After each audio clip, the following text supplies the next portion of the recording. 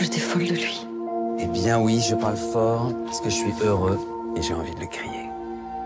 Il était d'une tendresse infinie. Oh, je t'aime. J'aime tout.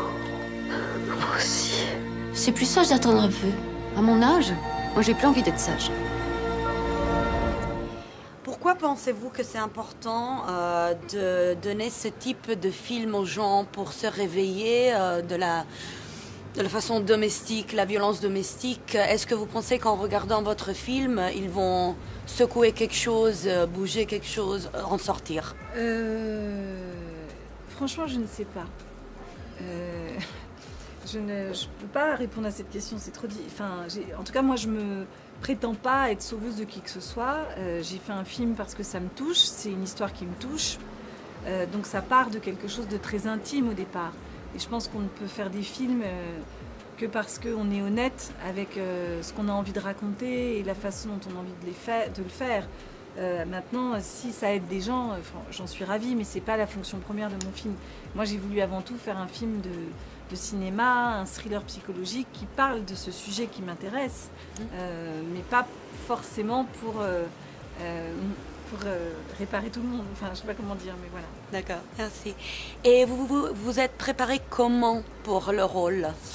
Écoutez, moi je me suis préparé très simplement, en fait, comme d'habitude, quand je reçois un scénario, dès la première lecture, je rentre dans le personnage, je me projette, j'anticipe. Là, les moments forts, c'était les moments les plus violents, les grandes scènes de manipulation et quand même d'agression, de violence, que j'avais pas beaucoup joué et que j'attendais. En fait, j'avais envie de passer par là. J'avais fait un autre film avec Arnaud Desplechin il y a pas longtemps, dans lequel j'avais aussi beaucoup de scènes comme ça de rage et de quelque chose d'assez noir, d'assez exubérant comme ça dans la démonstration de sa violence. Et voilà, j'avais envie de jouer ça et je me suis préparé en me disant, voilà, tel jour, à telle heure, sur le décor, il faudra que tu fasses sortir ce monstre qu'on a tous en nous, je pense. Oui. Que moi, d'habitude, je domestique. Parce que je suis pas quelqu'un de violent et puis que je suis plutôt diplomate dans la vie, donc j'essaie d'éviter les conflits et tout ça, mais je sais que je l'ai quand même en moi, il sort par moments. Et là, c'était aussi l'occasion de vraiment le mettre en liberté et en confiance aussi, parce que on se connaît bien avec Valérie, on se connaît bien avec Virginie. Du coup, je savais que je pouvais me permettre d'aller assez loin pendant que ça tournait, sans que ça prête à conséquence. Pour les deux, une question. Pensez-vous que l'amour peut amener des choses mauvaises en nous? Ah bah oui, l'amour, il y a des passions tristes quand même. Voilà. Enfin, bien sûr, je veux dire, toute la littérature, toute la mythologie ne parle que de ça. Enfin, le sentiment amoureux, c'est quelque chose qui convoque en soi déjà un désir de possession, un désir que l'autre nous aime aussi. Donc, c'est compliqué de réussir à aimer quelqu'un tout en lui laissant sa liberté, en acceptant de le partager. Enfin, évidemment que l'amour est problématique. Mais en même temps, c'est ce qui nous fait vivre. Sans amour, on serait quoi? Enfin, donc c'est... Moi, j'ai pas la solution parce que...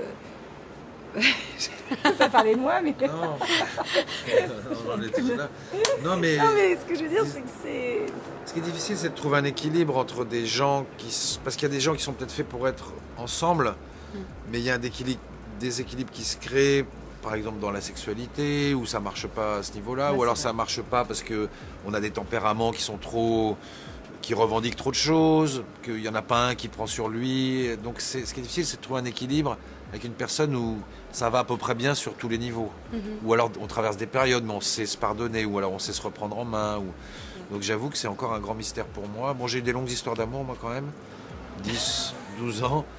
Donc je sais ce que c'est que d'avoir une belle histoire d'amour où t'aimes vraiment l'autre et tu lui veux du bien et t'évites, alors que ta pulsion pourrait être de la brimer ou de l'étouffer pour te sentir toi au-dessus ou pour pas souffrir, donc un peu, et de retenir ça pour que l'autre soit quand même heureux dans une histoire.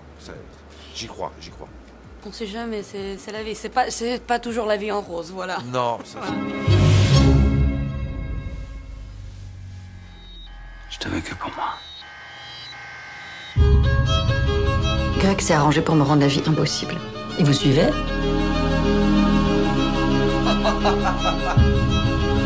T'étais où?